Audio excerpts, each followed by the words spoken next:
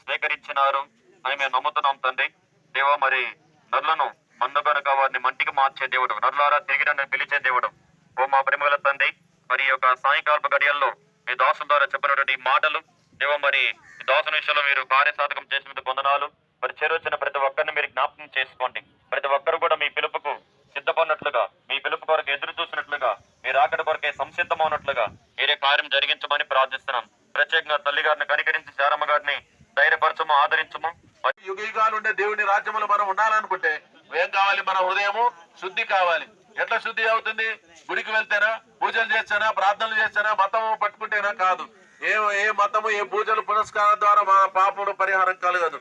యేసు రక్తము ప్రతి పాపమును కడిగి పవిత్రులుగా చేయడం. మన కొరక యేసుక్రీస్తు ప్రభువారు చేతుల మేకులు, కాళ్ళలో మేకులు కొట్టించుకున్నారు, తల మీద ముళ్ళ కిరీట పెట్టించుకున్నారు, ప్రక్కన బెల్లపొడి పొడవని కొరడాలతో ఆయన పుట్టబడి మన కొరకు ప్రాణమును దారిపోసినాడు, చనిపోయి తిరిగి లేచినాడు. ఎవరైతే యేసు ప్రభునందు విశ్వాసం ఉంచి, అయ్యా యేసయ్యా నేను పాపినయ్యా, నా పాపను క్షమించు, నా జన్మకర్మ పాపను తీసివేయి, నీ రక్తంతో కడిగి పవిత్రపరచని ఎవరైతే ప్రార్థన చేస్తారో వారందరికీ హృదయ శుద్ధి ఉంటుంది.